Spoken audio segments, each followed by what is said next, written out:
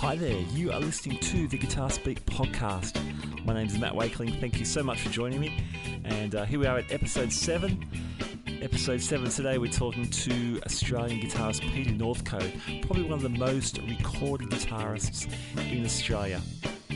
Now, before we get to the interview with Peter, just a bit of news.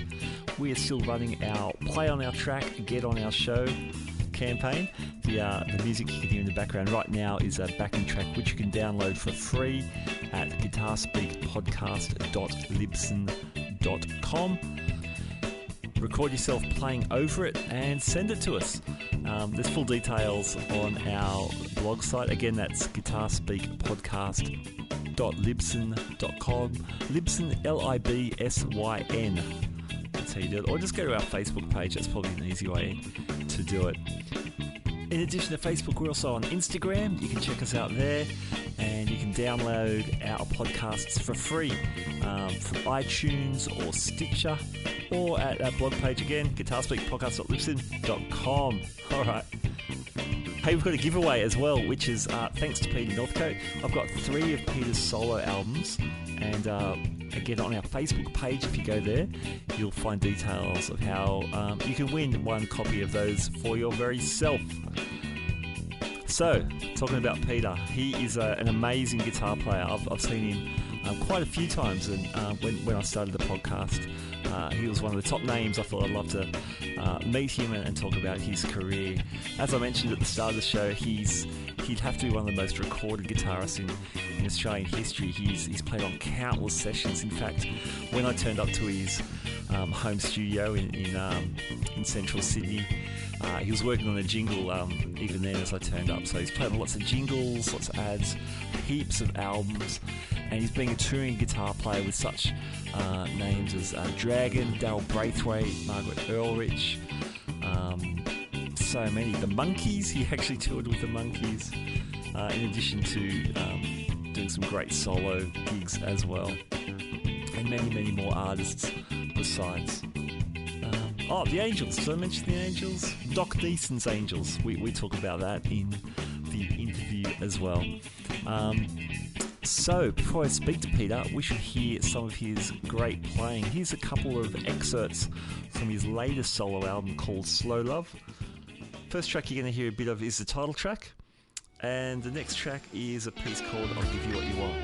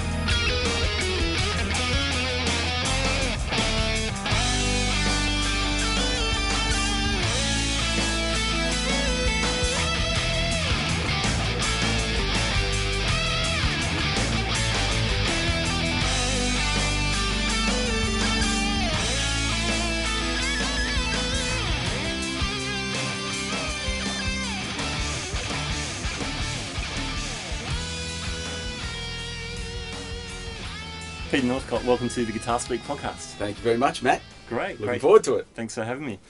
Let's go right back to the start. When did you start playing the guitar? I started playing when I was 9 years old. Apparently, I hassled my mum and dad for a guitar. We were playing tennis. My brother and I were playing tennis at the time. Mum said, all right, if we buy you a guitar, you're going to take lessons, so you're going to do it properly. And we took lessons from a guy up the road whose name was, believe it or not, John Williams. Okay. Any one of the famous John Williams? No, unfortunately not. No, he was a club musician who just did club gigs, and taught on the side like they did in those days. And so we took 6 months worth of lessons, and then Mum and Dad said, look, we can't afford both. You either choose guitar or tennis. Tony took tennis, I chose guitar. The rest is history. Fantastic. And you ended up hooking up with, was it Vince Lombardi? Vince Lombardo, yeah. When did you start with him? Oh, God, after the 6 months worth of lessons, we stopped because they just couldn't afford both and all that. Yeah. So I just kept playing. And I think by the time I was 11, Mum could see that I was really into it. Yeah. And she took me to a place over at Rockdale where they had a place called Brandman's Music Studios, which eventually the Lombardos bought out. Oh, okay. Yeah. So I took lessons there from a number of different teachers, but the big influence was Vince Lombardo, because he really, he introduced me to rock music. Yeah, at 11 years old, Santana and Deep Purple and all those sorts of things, which was just at that time. We're talking, so I was born in 1960, so we're talking 71, 72, so it was just happening at the time. Great era, yeah. Cool. And so he used to get me, he saw the potential in me as well, and he gave me a job on Saturday afternoons being what they called a junior teacher, whereby I would take the first 15 minutes of the lesson of the students and see what they'd done, and then he'd come in and do the rest. Nice. So it was a really, really great experience. In those days, I was doing everything. I was doing musicianship classes, I was doing AMEB, I was doing guitar, I was doing classical guitar, I was doing singing. All that didn't turn out real well, But yeah, it was a really amazing time. So I did that until I was about 14, I guess, over there. Yeah. And then, Cool. Funny you mentioned Vince, because I was talking to Michael Dolce the other day, and he met Vince. He was sort of young adult years, but Vince was a great inspiration to him as well. Oh, he was amazing. Yeah. Funny story about that is that see my Ibanez Gem, the one that I use mostly, is it got stolen.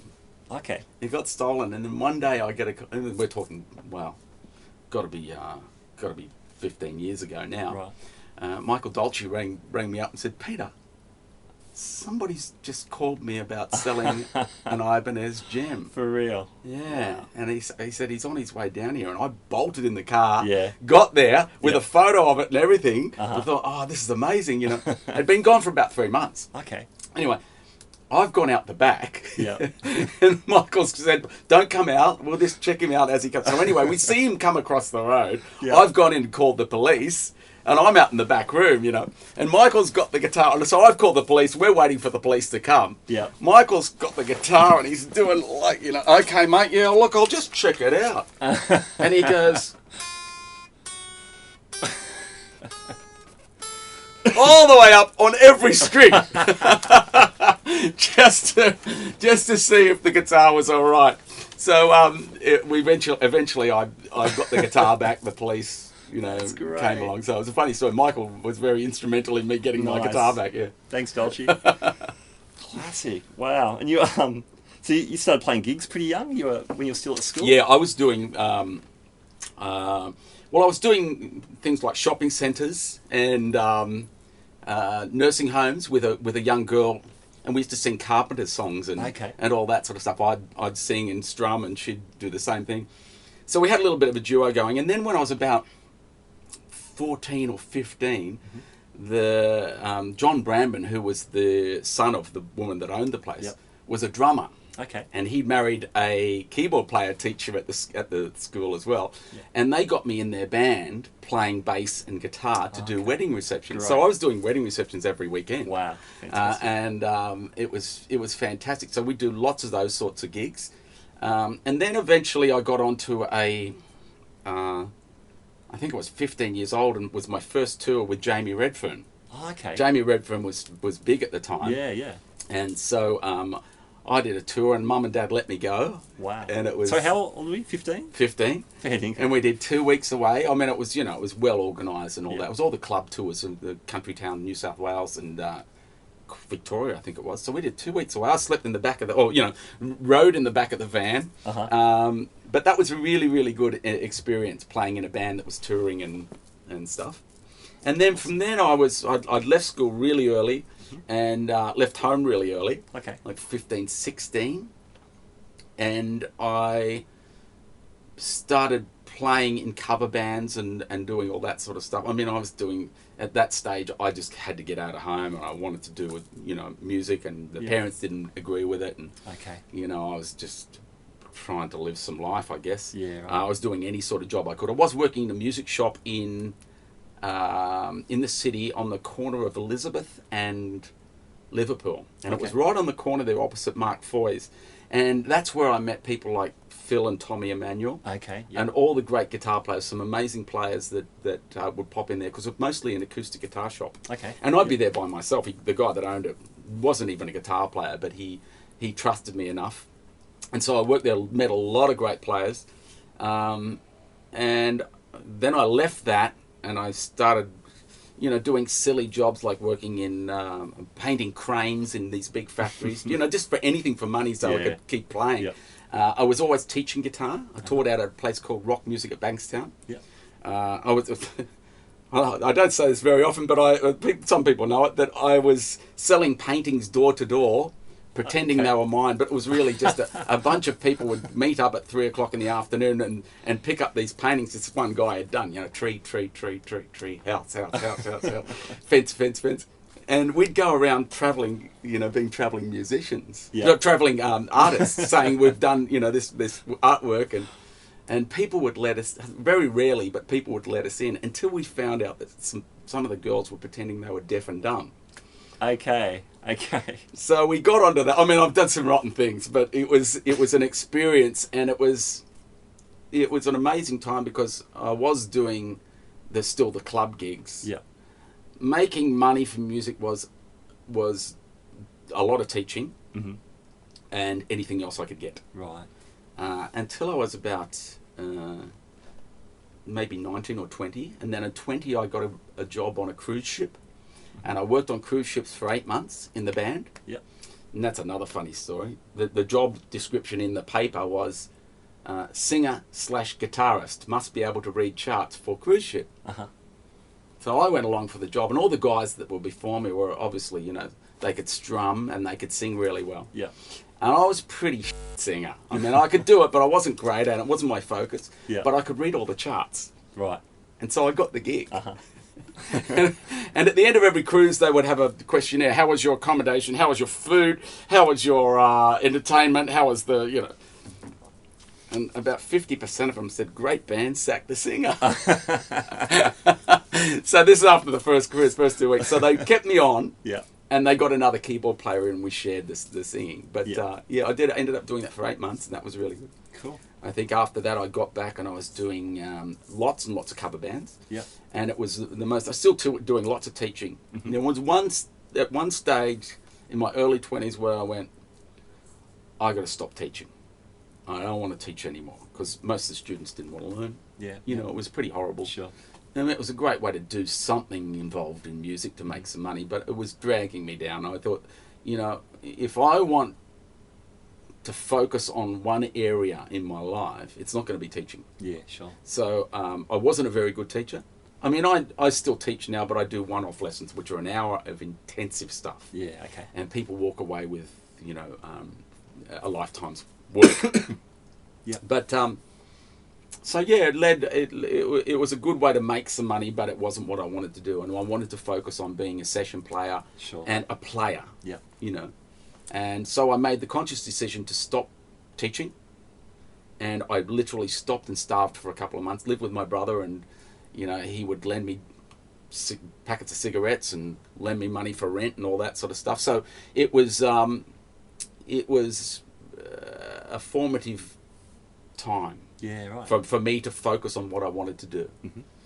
So somewhere in there, you you made the break, well, maybe not the break, from covers to working with original artists. Do you remember your first kind of big step there? Yeah, so I was always, trying original bands and all that sort of stuff. Nothing ever really grabbed me because they just didn't seem like...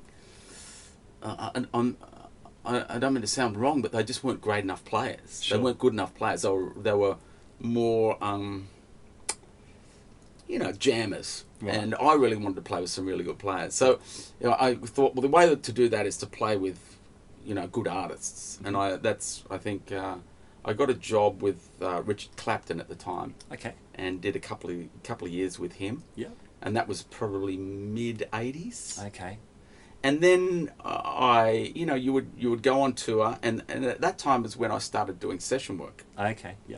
So I was working, doing jingles all day, and I remember Jim Kelly taking me along to my first session. I asked him if I could come along and see us. We're talking about mid-'80s. Yeah, right. So and Jim was doing a lot of stuff. Oh, he was doing it all. Yeah.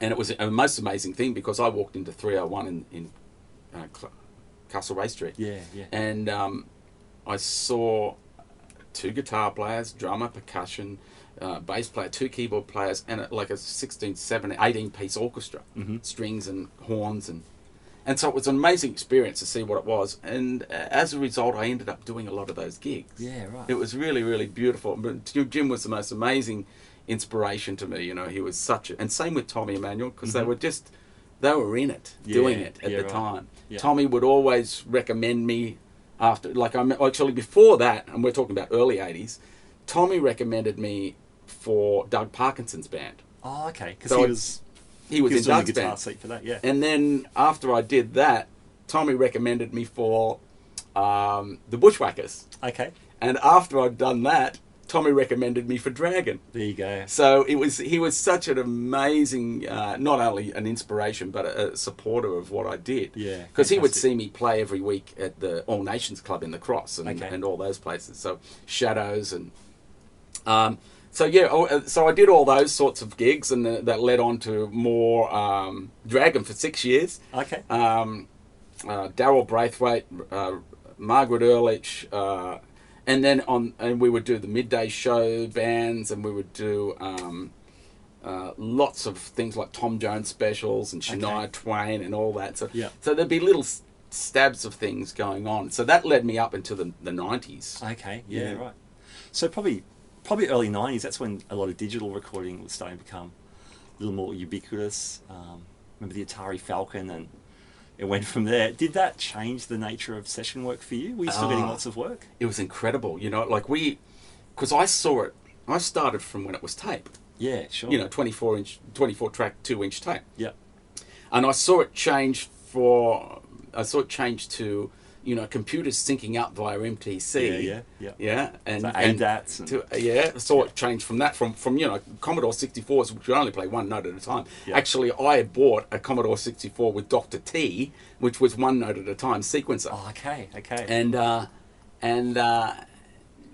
So Clive Harrison got me into sessions. I was playing in a band with him in Newcastle in the mid 80s, and he was really supportive too. Clive Harrison's a bass player, used to play with Little River Band, Richard Clapton, all that. So he was doing all the sessions back then.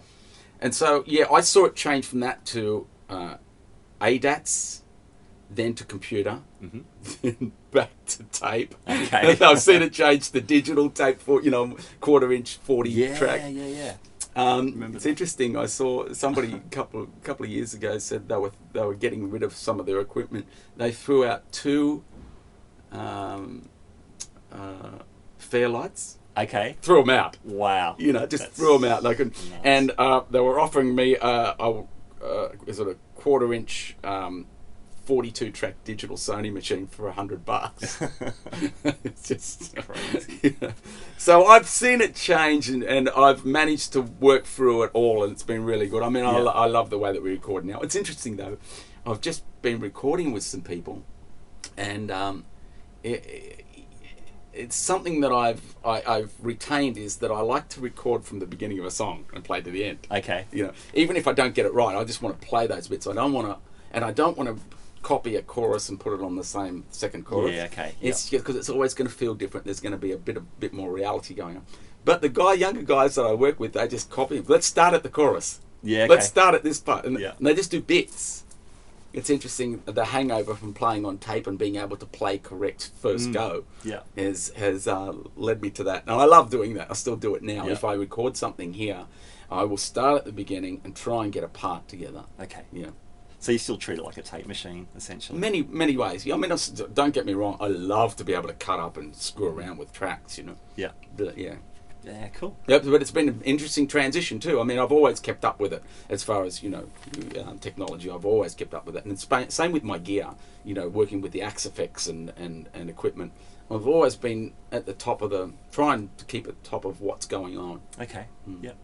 So amidst all the session work, you're still doing lots of gigs as well? Lots of gigs. Lots of things? But I was doing sessions. See, back in those days, I was doing like 3 to 5, sometimes 10 sessions a day. Wow. It was insane. Wow. It was incredible time, and it was day in, day out. You would you'd wake up early, and you would go to the studio. You'd have a coffee, and then you would just record all day. And then you'd get called. I had a full-time roadie, Okay. and I had him for probably 5 or 6 years. Wow. And he would take my gear to the first set. He'd come and pick me up. Yeah. Had strings changed for the session. He would look after all my gear. He'd roll me up to the first session. He'd go and take the second rig to the other session. I'd meet him there. He'd come back and pick this gear up, and it was just a great scene. And then live gigs, he'd help me at the live gigs and all that. Okay. But that's what was going on in those days. It was full such, on. Wow. Yeah. When did you start playing with Doc Neeson? So in the iteration? it would have been mid 2000s. Okay. Yep. I got a call from the manager. Actually, Doc gave me a call about 2 years prior to that. Yep. And he said, "Look, I want to start playing again because I've left the Brewsters." And, Yep. and he said, "Come up to the mountains." And I went up to the mountains and to his house, and we had a jam with a bunch of guys, and it was terrible. It was just horrible. Right. Just horrible. So he rang me while I was driving home from the mountains, and I said, "Mate, the best thing you can do is get back with the old guys and go into the clubs, make some money." But he said, "No, I'm not going to go that way." So that's when he met up with David Lowy, and we ended up doing Doc Neeson's Angels, and we went to the Bahamas and recorded an album over there. We were flying in Learjets everywhere, and it was an amazing time. Wow. And we did that for about 2.5, 3 years. Okay. Recorded an album with Terry Manning from Compass Point Studios, which is Fleetwood Mac, Beach Boys, you name it. And 9 Inch Nails, he produced everybody. So that was really interesting experience too. Yeah. I remember being at your album launch for, I think it was Conditions Apply. Was that God! Was that your first record? Yeah, that'd be Down right. in the basement. Yeah, that would have been about 2000, would it, or something? Anyway, somewhere around there. Yeah. I think you were working with Doc at that stage because they were in the crowd. That's right. And I love this moment. They jump up and that's right. They congratulate you on your album, and then you guys smashed out a few tunes. Yeah. I can't remember what you did. It might have been. Am I ever going to see your face? Maybe. With BVs, maybe Shadowbox. I can't remember. Yeah, right. Yeah, that's right. But it was cool. And that would have been 2004. Okay. Something like that. Yeah. There you go. And I mean, it's obviously your gig, but it just struck me you weren't. Wasn't just another sideman gig. Doc obviously held you in a lot of affection. And yeah. Well, he was a beautiful man. I loved him. He was a beautiful nut. Mm-hmm. Okay. Yeah. Cool. Yeah. Let's talk a bit about your solo career. So you've had amongst all this work, all this busy work, you've released, I think it's 4 albums. Correct. Yep.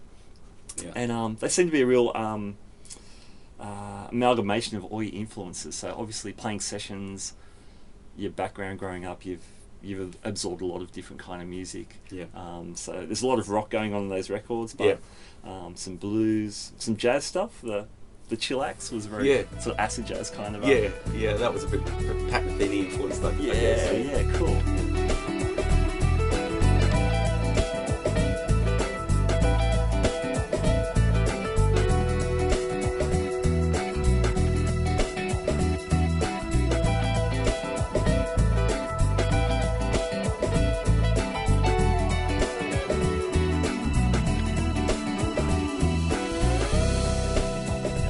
I did a jazz course back in the early 80s, which was the jazz diploma course at the conservatorium. But it wasn't my desire. Wasn't jazz. I never really loved it. I'd get on the train and start listening to Charlie Parker, and by the time I'd get 10 minutes in, I'd be listening to Van Halen. So, really, the beauty about working, learning jazz was that I wanted to apply the information to my rock soloing. Yeah. Okay. Yeah. So understanding every degree of the scale and understanding what it does and how it colours, and being able to choose that sound, that scale degree to create an emotion. Sure. With my albums, they are varied and diverse, although not focused. If you know what I mean, Sure. because I am all those influences. I love my rock playing. I love to play some ballads. I love acoustic guitar. Mandolin. All those sorts of things. So it's a good thing. But the Conditions Apply was the first one. That was an amalgamation of a whole bunch of tracks that I just recorded with people over the years. Okay. In 2000, I started a studio with Chad Wackerman, the drummer. Okay. In St. Peters. PNG? Yeah, Yeah. Peter Northcote Guitar Studios. Oh, okay, there you go. But Chad and I shared it for the first 3 years, Okay. until he went back to the States, and then I took it over. Oh, okay. And I only closed it down 2 years ago, simply because it was the guy I was leasing off wanted to get out, and he said, "Do you want the lease?" And I went, "No bloody way." Right. I have no desire to have. So I've moved everything back here into Okay. my home now, and it's worked a lot better. I mean, I don't shower very much, but it's good here. It's really good. That's great. Yeah. That's great. Yeah. So, the albums, I mean, you can spend a lot of time and a lot of effort and never make anything back from your recordings. Sure. Which, I think the first album, Conditions Apply, I did make my money back, and I'm still selling, and that one did make me some money. Everything else, I did Poindexter and Genius Sex Act, which was a concept album. okay. And it's pretty pungent. Okay. In many ways. Yeah. Lyrically, the concept is pretty bent, and the music is pretty full on. But if you listen to it in one listen, like anything, if you listen to it in one sitting, you kind of, there's a lot of notes, and it makes, it's fun. Mm-hmm. But when you really get into it, because I spent years getting that right, so there is a lot of stuff in there, and some people come up to me and they say, "Man, that's still my favourite album." Okay. Out of anything that Sure. they've heard. So when you listen to it and you get it over and over again, there is a lot of substance to it. Yeah. Substance to it.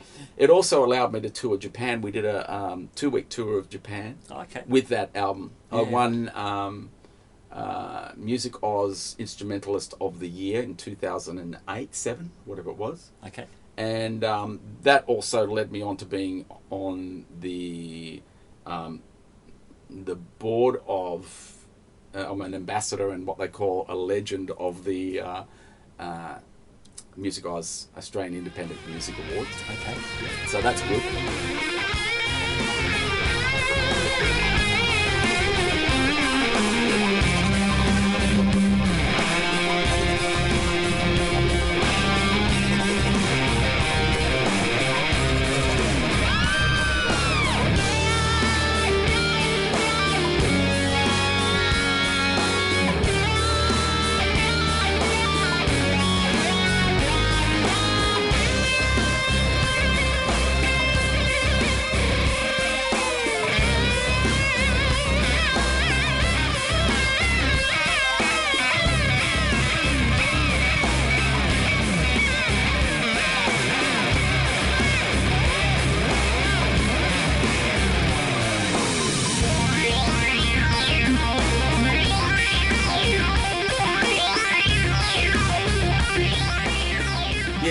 Doing albums is something that I still record. I still keep doing my own stuff, and it's something that I know that I'm not going to make any money out of, but it's something that I have to do. And I say that to everybody. You don't. Selling music is over. Nobody's going to buy music anymore. There's no point. Sure. So you just got to do it because you love to do it, and you never know what might happen, whether it gets placed in a movie or whatever. Yeah. But it's an interesting situation because I've got boxes of CDs. I'm never going to make another CD, and tell people never to bother making CDs. It's just a waste of time. Sure. So Slow Love, I think that was your last one. That was the last one, A yeah. couple of years ago. So that's all digital? That's just a purely digital release? No, I actually did print some. Okay. And, having the CDs at my live gigs is always great, but it's Sure. rare that I do solo gigs or live original gigs anymore. Okay. I might slot something in, Yep. but it's, yeah. Sure. But it's all, it's all available. I keep trying different ways. I did a program a little while ago called A Song a Week. Mm-hmm. And I would release a song with a story and a photograph, and you could download the lot of what the song was about with the lyrics. And that was a good little thing to do, Of course, but, what are you going to make? $1.69 on a song, Yeah, sure. Yeah. Do you do much other writing? Like, have you got publishing credits? Yes, with some of the artists you've worked with? Yeah, yes, I've written with lots of people, but one of the best things I ever did was in the late 80s, early 90s. I met up with a guy called Stuart Livingston, who was the head of Zomba music in Australia. Okay, yeah. And Zomba, of course, was bought out by BMG, but Zomba focused on an area of production music, library music. Okay, yep. And so I think I've done about a dozen albums. Okay. They have been the best thing I've ever done. It's made me money while I was sleeping, and it still makes me money. I focused on two areas. One was rock guitar, which is like the Satriani, Steve Vai sort of area for sports programs. Okay. And they're very that way orientated. Yeah. And the other one was acoustic guitar for lifestyle programs, because that's when lifestyle programs started to come into fashion. Yeah, right. Yeah. So the acoustic guitar ones have done me really, really well. Yeah, great. And it's not just one song, it's all different styles of acoustic guitar and doubles and shakers in them, and so it's usable stuff. Yeah, cool. But that's been a great way to make money, having money burning while you're sleeping. Yeah, absolutely. It's really important, and it's, again, now we're at a stage where it's saturated. Yeah. There's no point in really focusing on that area anymore. Okay. For me. That's already out there. Yeah. Yeah. Cool. There's so much. Anybody can record, on anything. Music's really not that important to people anymore. There's so much of it, we're saturated with it. All right. Hey, I'd like to talk about guitars. Yes. Now, walking in here and having seen you play, I'm not sure where to start. There's a fair few out there, isn't there? What was your first? What was your first guitar? My first guitar when I was a kid was a Riviera. Oh yeah. A Riviera acoustic. Acoustic, yeah. $20. Fantastic. That served me well. And then I got a Valencia, like a 335 copy. That was a cracker. And then a Strat copy. And then, I left home early, so I had no money. Yeah. So I always had cheap guitars. I remember having I think it was a Sigma or something like that, and I put EMG pickups in it in the late 70s, early 80s, and that served me really well for a while. And then when I started working with Richard Clapton, I got an ES 175, a 1956, which Tommy used to own. Okay. And I've still got that 1956 175, which is a beautiful guitar, and that I played with Stevie Wright, and you'll see a clip on YouTube of me playing it on Hey It's Saturday. But then I got into I got a ESP, which did me really well. ESP, like a neck through body, which had EMGs in it as well, because they were the hip thing back then. Yeah. That really, really served me well. It got me all through Richard Clapton, Daryl Braithwaite, Dragon, Margaret Earlich, and all those other people. It served me really well.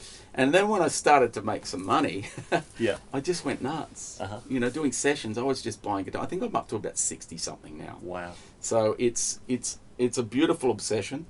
Last week I bought 3 guitars. So it's just my main guitars are. It's always been my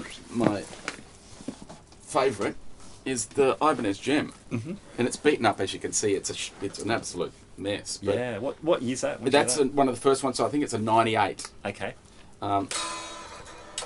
Nice and out of tune, but it's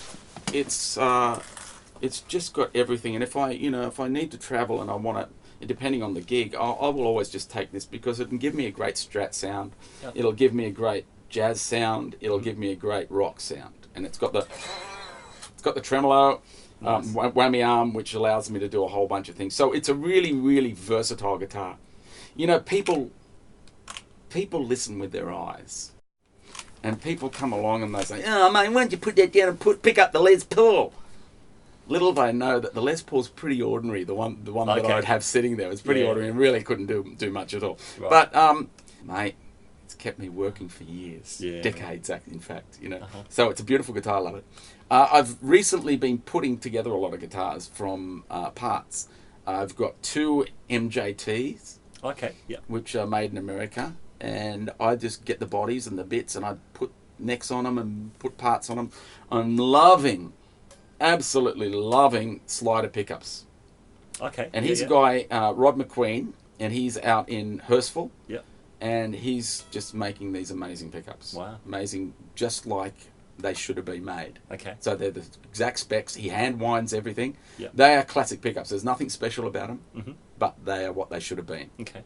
So are they, so the MJTs, they're typically Fender style Tellys and Strats. Yeah, right. Yeah. So the pickups are slider pickups? They're slider pickups, yeah. They're like single coils? Yeah. You're working with? Look, I've got, you know, I've been through, I've got so many pickups, but it seems to me that I'm going back to a traditional sound. Okay. Just because it works. Sure. You know, there's so many different, you know, varieties of gain out of pickups. And I've always been the sort of person that gets the gain out of the amp. I very rarely use pedals, distortion pedals. Yep. I use all amp gain. Okay. And that's the beauty of having the Axe effects, is I can dial in my amp gain and have it there. But I really want a traditional sound out of guitar. Okay. That's why the gem is just got PAF Pros. Okay. So kind of like a moderate output. Yeah.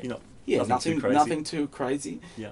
And they are, and the beauty is you can keep it clean. You can play a Stratty sort of sound on it, or you get a jazzy sound out of it, or you can pump it up. Yeah. But yeah, pickups, I've gone really traditional lately. It's really interesting. So I saw, just recently you got a new guitar. It's a Mark Gilbert guitar. Oh, he's a master. What is that about? The Three Cats. Three Cats, yeah. Well, look, he made me a guitar a couple of years ago, and it's a beautiful Telecaster style guitar, and through that I've promoted it. He sold a whole bunch out of it, and the other day I rolled up to the door, and there's a guitar standing there for me, going, "Happy, you know, congratulations." And so he's given me that. Wow! Just out of thank you for helping him sell some guitars.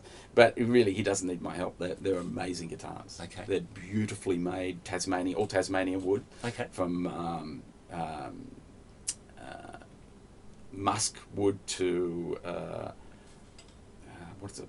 Black sassafras, to all different sorts of woods. But he's really, really onto it. He's a master guitar builder.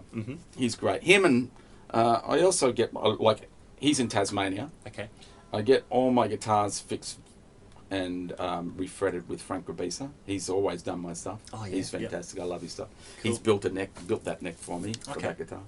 Is he still making guitars? Yeah, he gets bogged down with everybody else's. Okay. You know, but yeah, he's still trying to do some more stuff. Yeah, especially now. Yeah, great.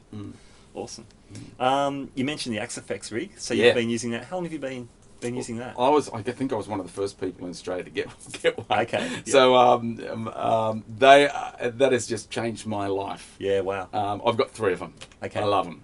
I've got one for the studio. I've got one that I use live, and I've also got a smaller rig, which is the Axe 8, which is the floorboard one. Oh, the floorboard one. Yeah. Is that the new one? So that's got the new one. Yeah. And the effects. That one. It's got everything in it. Yeah. Cool. So look, when they first came out, it was exactly what I was looking for. Yeah. You know, I still use it for a tube power amp. Okay. So I've had sponsorships with H&K, and I still use the H&K Triumph, but I only use the power amp stage of that. Yep. Now the beauty of the power amp stage is that it has 3 different voicings for the 3 different amps, preamps. Oh, okay. Yep. So I set it up in that way as well. Yep. With the Axe Effects. So it's MIDI'd into the Axe Effects. So when I go for a certain sound, it changes the power amp stage. Yeah, great. That's great. I still use guitar speakers. Yeah. You know, I'm a nut. I've got boxes galore, and but the Axe Effects has changed my world because it's all I want. And the lovely thing about it is it's just drop and drag, or just add that sound there, or tweak that there, and it's the preamps are amazing. I don't use all the cabinets unless I'm in the studio going direct. Okay, sure. But I've started to write patches whereby I can plug straight into my power amp, bypass the cab, and then have another send going out of another output of the Axe Effects to a cab. So it can go straight to the desk. Yep, awesome. So it's just, you know, it has everything that I need in it as far as preamps, clean, dirty, all the effects. Yeah, I can run it in any way I want, and I absolutely love it. Wow, cool. Yeah. And especially with the floor pedals, you know, you can set it up to have a patch and then turn on and off effects. Yeah. Or, you know, have banks galore. I can set up different gigs, different set lists, all that sort of thing. It's awesome. just, it's, you know, my thing has also been, you know, from being in the session world, is to have versatility at my fingertips like that. I need to know quick. Yeah. And I've always had effects units, like rack effects units, from the Korg 3 and Digitech stuff, and they've always been the way to work because it's all in one box and I can just tweak. So when this came out and it had preamps and cabinets as well, I just went, gimme, gimme, gimme. Wow, awesome. Yeah. Because one of the things, I guess, some of the early modelers, even if the sounds got close, they never felt that good to play. No, that's right. And the well, look, it was a transition for me to change over to this too, because I always played with a Shure wireless system into a tube amp. Yeah. You know, and my original problem was the attack. Yeah, sure. But your brain just develops, I think. Your brain and your fingers just develop. And as a matter of fact, it's become more organic. Okay. More organic for me to play through the Axe Effects than anything else. Okay. So there was like a physical sort of adjustment Absolutely, in your playing. Yeah, Okay. absolutely. You know, I guess a lot of people wouldn't feel it. I think from playing through so many amps and so many rigs all my life, Yeah. and also having the wireless thing that I got used to when I was touring, and always playing with a wireless. Okay. That was another transition too, because the wirelesses in those days were pretty I've got digital stuff like the Line 6 stuff that I use now, and it's reasonable. Okay. But it was a transition changing from a tube preamp to the touch of the Axe Effects. But once you're there, you're never going. I'm never going. Look, I've got old Fenders up there that are vintage. I've got 2 Triamps. I've got about, I don't know how many amplifiers. I'm never going back. Yeah, right. I just can't see myself ever going back. It's not that I've gone completely digital, because I still use the tube power amps and stuff. Yeah, okay. But I do have a digital amp, and it's fantastic. Okay. New power amp, and it's fantastic. But yeah, I don't see myself going back. Here's a little bit of a YouTube clip Peter posted of his Mark Gilbert guitar plugged into the Axe Effects. Check it out, it sounds beautiful.